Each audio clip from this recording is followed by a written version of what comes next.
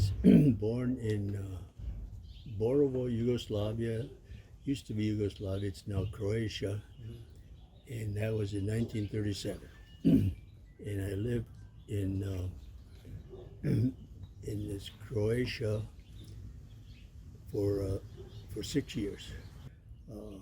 A politician called Tito came into power in Yugoslavia, and he forced all the German nationals out of the country.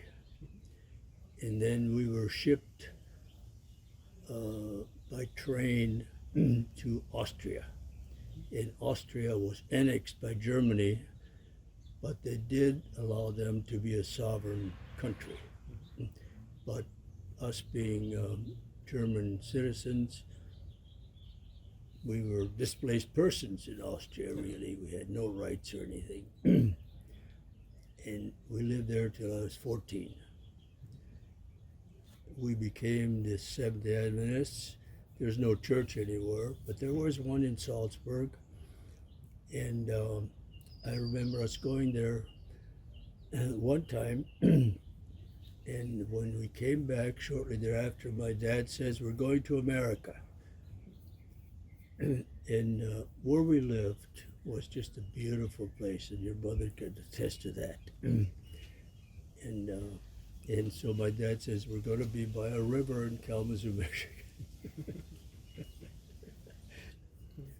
Finally got on the ship, USS Taylor, and the boat wasn't even moving yet, and I threw up. All of us except my older brother were sick. My parents were sick the entire time.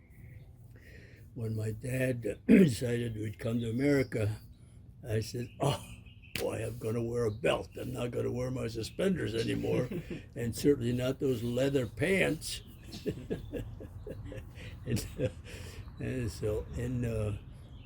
And my dad said, "We're going to have a car." Oh, I've never been in a car. I'm 14 years old. I've never been in a car. And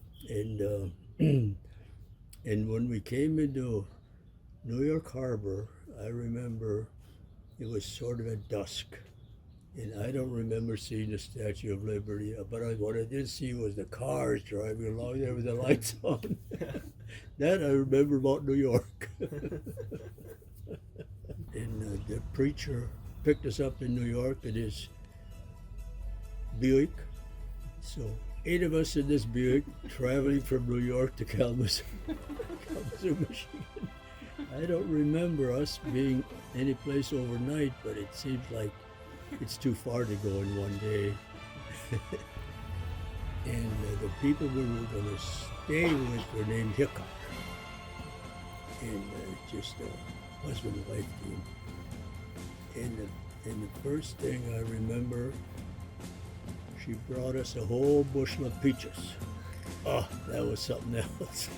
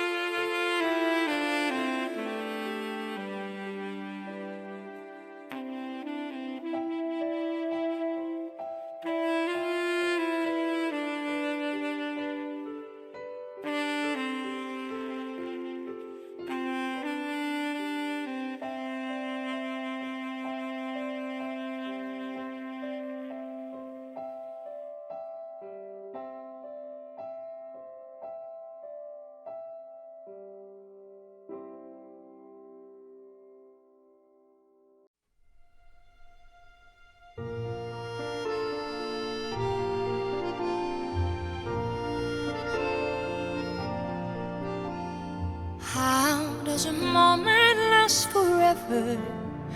How can a story never die? It is love we must hold on to. Never easy, but we try.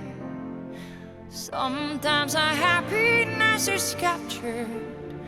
Somehow a time and place stand still.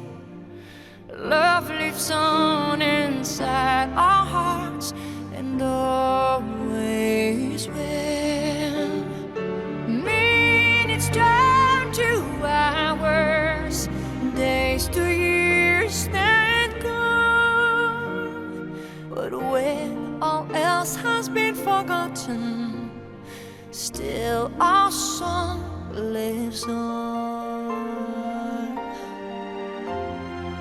Maybe some moments weren't so perfect, maybe some memories not so sweet, but we have to know some bad times or our lives are incomplete. Then when the shadows overtake us, just when we feel all hope is gone, we'll hear our song and know once more our love lives on.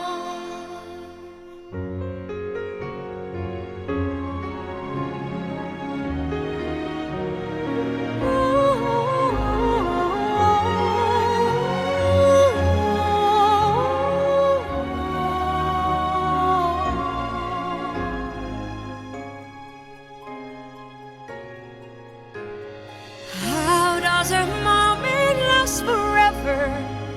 How does our happiness endure through the darkest of our troubles? Love is beauty, love is pure. Love pays no mind to desolation.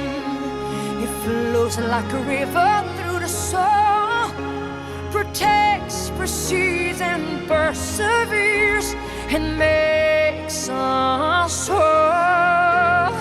Minutes down to hours, days to years that gone. But when all else has been forgotten, still our song lives on. How does a